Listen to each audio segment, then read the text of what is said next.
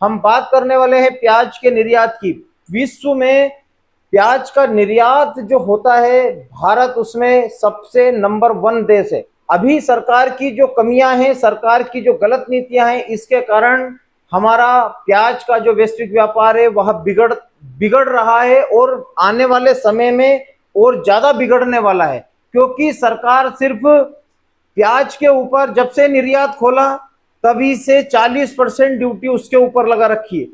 40% duty लगाने के कारण माल तो जा रहा है, बांग्लादेश भी जा रहा है, यूरोपियन कंट्रियों में भी हमारा माल जा रहा है, लेकिन होता क्या है कि 40% ड्यूटी यानी कि 100 रुपए पर 40 रुपए ड्यूटी प्याज की लगी हुई है। जहां पर प्याज 56 से 57 रुपए, 58 और 60 रुपए तक का निर्यात हो रहा है, उसमें यूं मान लीजिए आपकी 24 रुपए की ड्यूटी लगी हुई है। ऐसी कंडीशन में कोई भी निर्यातक, कोई भी भारत का व्यापारी दूसरे देश को जब निर्यात करेगा तो वह डर डर कर करेगा कि कहीं सरकार वापस से प्याज के एक्सपोर्ट को बैन ना कर दे।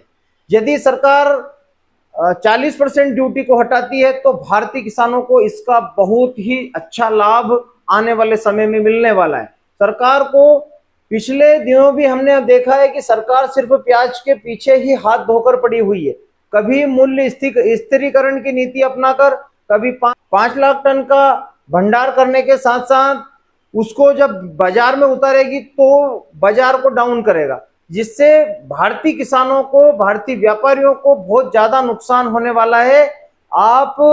आपकी जो नीति है उसको स्पष्ट कीजिए। आप एक तरफ तो कृषि को लाभ का धंधा बनाने की बातें कर रहे हैं और दूसरी तरफ किसानों की फसलों को अच्छे भाव नहीं दिलवा पा रहे हैं, क्योंकि आप एक तरफ कृषि को लाभ का धंधा बना रहे हैं और दूसरी तरफ आप निर्यात को बंद कर रहे हैं। तो आपकी नीति स्पष्ट नहीं है। आप आपकी नीति स्पष्ट कीजिए जिससे हम किसानों को फायदा हो, व्यापारियों को फायदा हो, निर्यातकों को फायदा हो।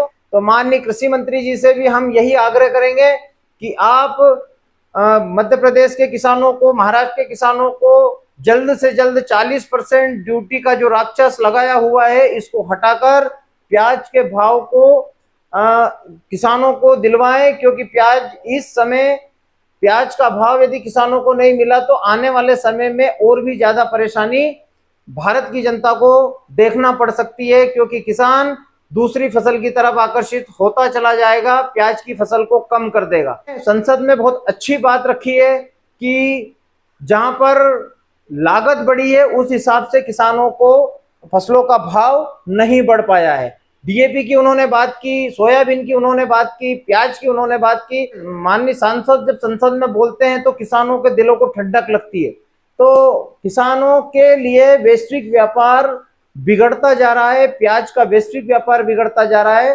तो जिस प्रकार से पाकिस्तानी प्याज की मांग अभी बढ़ी हुई है, क्योंकि वहां पर सरकार ने $1200 प्रति टन का जो निर्यात शुल्क लगाया हुआ था उसको हटा दिया है।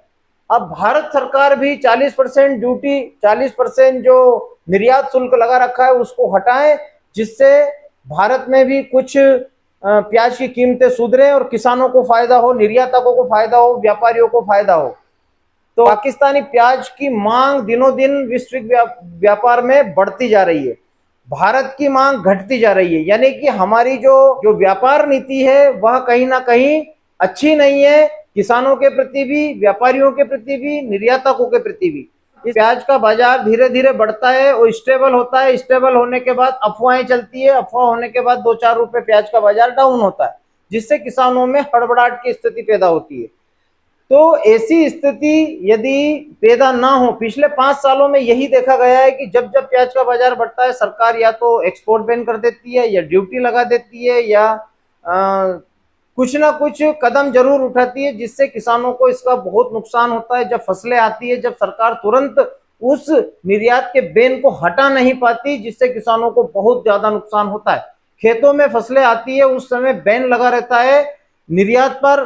आप यदि बैन लगा रहे हैं, आप ड्यूटी लगा रहे हैं, तो जब किसानों की फसल खेत में आ जाए, आपको ये ज्ञान होना चाहिए, आपको ये ध्यान होना चाहिए कि किसानों की फसल कब खेत में आ रही है, कब बाजार में आ रही है, उस समय पर आपको ड्यूटी और बैन हटाना चाहिए। लेकिन आप ऐसा करते नहीं है। जब भाव बढ़ता है तो आप तुरंत फैसला रविवार के दिन ले लेते हैं और तुरंत ड्यूटी लगा देते हैं, तुरंत प्याज के निर्यात को बंद कर देते हैं। तो ऐसी गलत अवधारणाएं प्याज के व्यापार को, प्याज की किसानी को नुकसान पहुंचाती है।